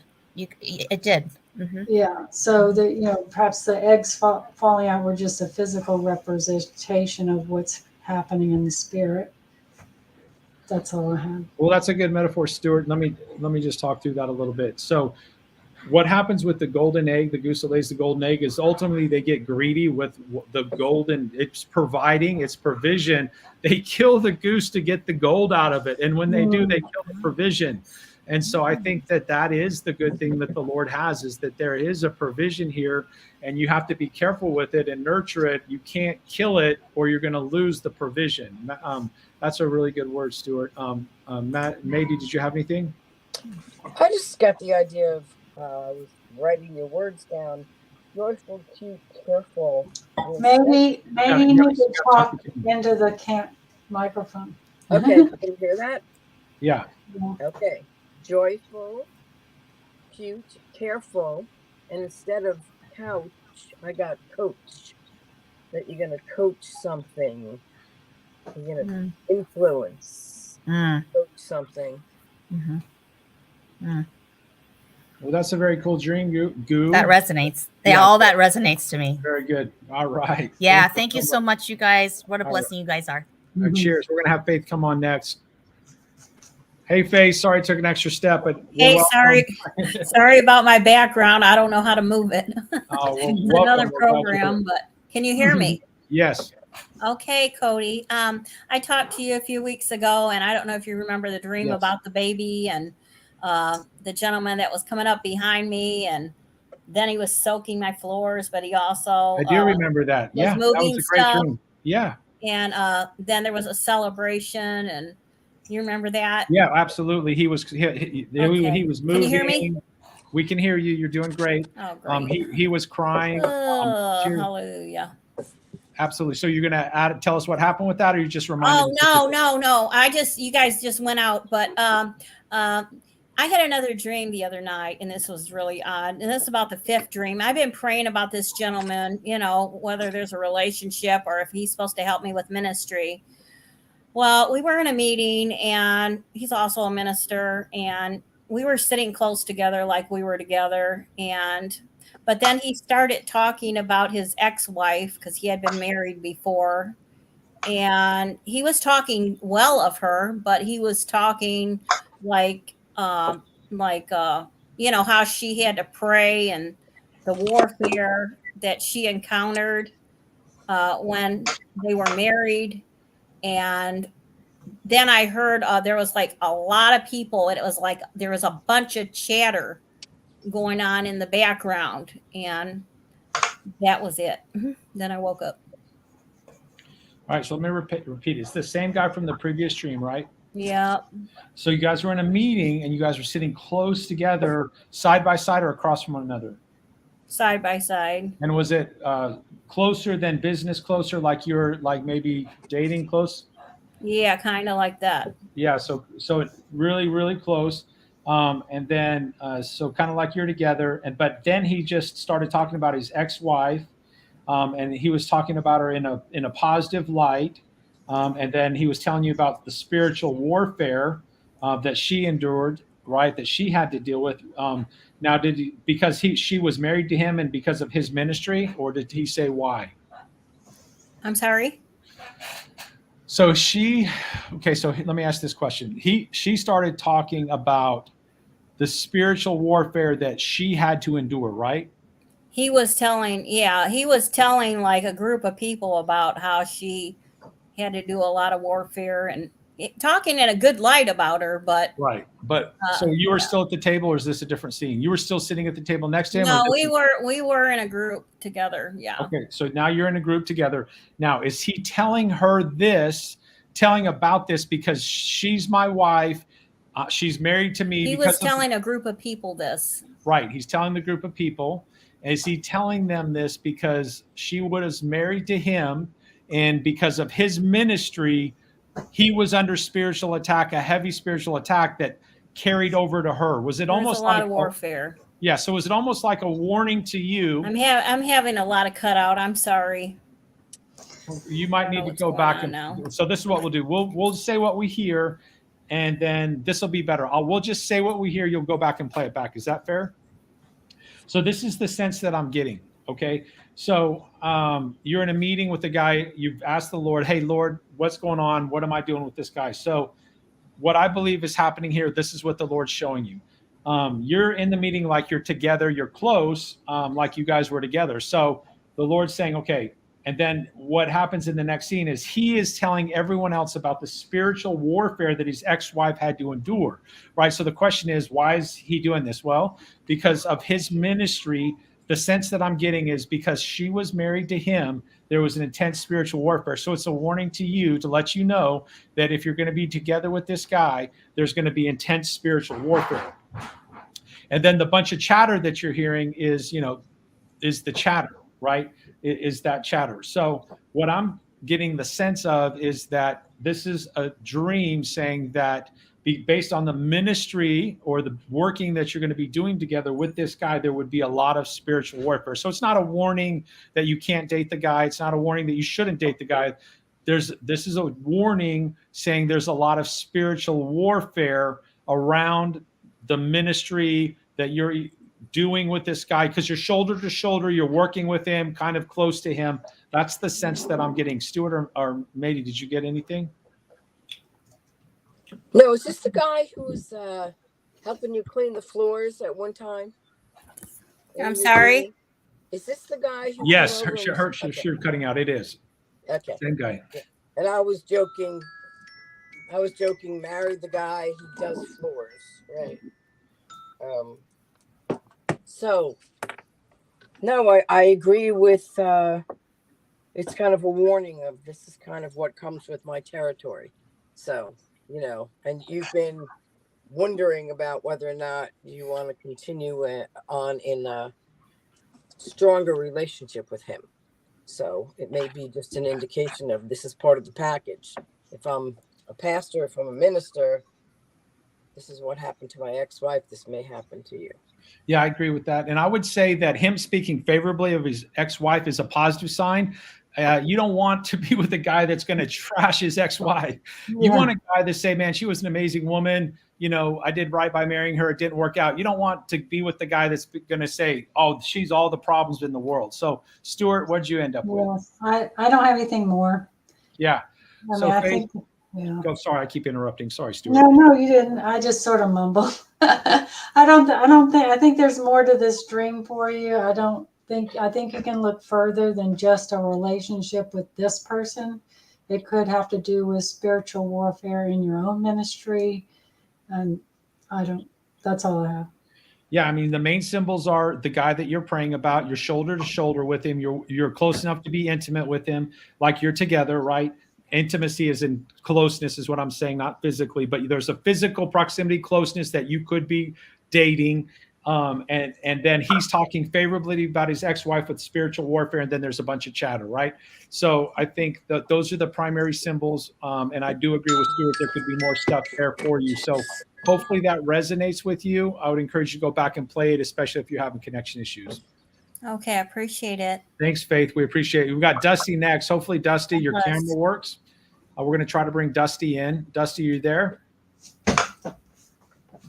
Dusty, are you there? Can't talk. She's muted. Oh, is Dusty a girl? Yeah. Oh, there she is. Hey, Dusty. Yep. Awesome. Hi. Welcome aboard. I'm here. There's more yellow. You have yellow. Okay, on, sorry. you have yellow on, yellow roses, yellow flowers. How you guys doing? Excellent. Good. Okay, so this is a reoccurring dream that I've had a lot.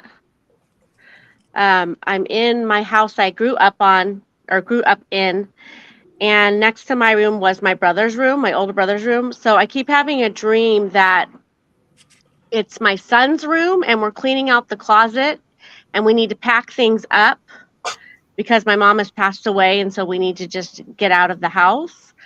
And I had it again last night, and last night I was there was baby clothes in the closet and clothes from like when he was 6, and we were packing them up, and I was like, oh, this is so cute.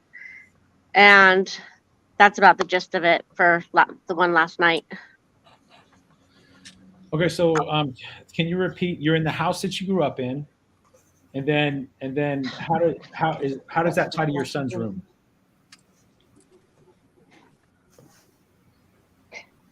I don't know why I'm having the hardest time hearing you guys. The volume is so low. So I think she said she was in her childhood home, and her brother's room was next to hers. But then it was really, she was thinking it was her son's room, and she felt like she needed to pack all the things up and get out because her mother had passed away. And then she was reminiscing over all the little clothes and things she was having to pack up. Can you hear, Dusty? Yeah, I can hear you. Is that generally? Yeah, generally. They were my son's clothes. It was my son's room, even though it never really was. But in the dream, it's my son's room. And I've had this probably 3 or 4 times. Is your brother still living, and yeah? Is your son like your brother? Similar to your brother? Yeah, they're not very close. My brother lives in Croatia, and he's kind right, but similar in personality, or not at all? No. And in one of the dreams in the past, we found a dead body. It was a man's dead body, and it was like had been marinating for years and years and years, and it was easy to shred apart, which sounds really gross, but well, recently my childhood home was torn down, and it really hit my sisters and I like an oppression. And the Lord told me that the spirits that were in that house didn't have a place to go, so they came to us. I feel like there's a spirit in your past or in some connection to your childhood home that you need to identify and deal with. Ask the Lord for a memory. I went through inner healing, so I had to go back all my years and face the memories and deal with them. Is that totally off base? no, I just think it has something to do with my son. I just went through deliverance myself and did the whole healing process. I think when you mean spirits, you're talking about generational spirits? Yes. Hopefully not like ghosts, because I don't necessarily believe in ghosts. Yeah, well, the spirits in this house were generational from the people that owned it before we did. There was a lot of tragedy in the house, and including in our family. So that's just something attached to the house, maybe. Yeah, this house was brand new when we moved in. Mm-hmm. Okay. So I think it has something to do with my son and my No, I agree. It has to do with your son. So let's just jump in here and let me just Okay. add some clarity. So I agree with you. There's no such thing as ghosts. They're demons that masquerade as passed on people, right? They're familiar spirits that have observed you your whole life, and they can pretend like they're your dead Aunt Kathy because they actually saw everything that happened. So ghosts are not real, but demons are. But here's the major symbol. You're in the house that you grew up in, right? So the Lord's taken you back to a time in your life in the house that you grew up with a situation from your past, okay? And you think it's your brother's room, so there's a situation that happened with your brother's room from your past, okay? So let's just talk what the major symbols are. The house you grew up in, your brother's room, your son's room, you got to pack it up because you think your mom passed, and then baby clothes and 6 years old, right? So the times of being a baby and being 6 years old are significant, because what the Lord is showing you is there's connection to your parents' house and something there as it relates to you that translates to your son and your baby. And the timing would be something around being a baby and something around being 6 years old. So one of the things that I would encourage you to ask the Lord with is, okay, Lord, and if you just went through inner healing and deliverance, then this could be something that you may or may not even be aware of. But it also then would apply to your son, right? So one of the reasons we go through deliverance is for our children's sake. We want freedom, and especially of generational things, is we want freedom for our children, right? And so I would argue that there is a connection between what the Lord's showing you in your house with your brother's room and your son. That's the connection, because you're right. This is about your son. This is about something that happened to you and your brother's room, probably around the age of 6, and maybe when you were is he an older or younger brother? Older. Yeah, so it would be when you're a baby, and then when you're 6 years old, and then their connection would be, and it doesn't mean that anything has happened to your son.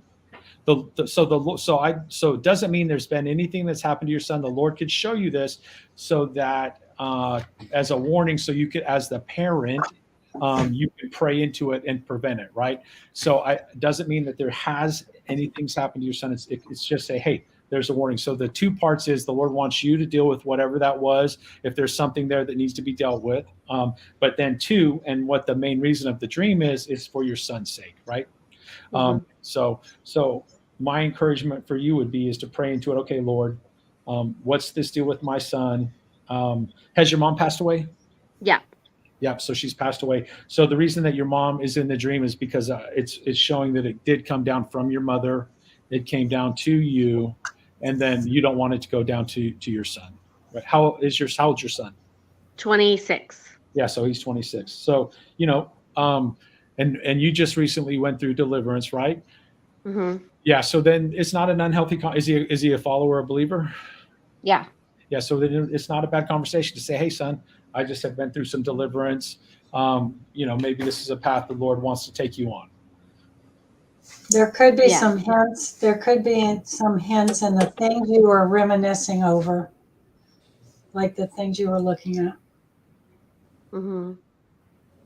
Does any of that resonate with you, Dusty?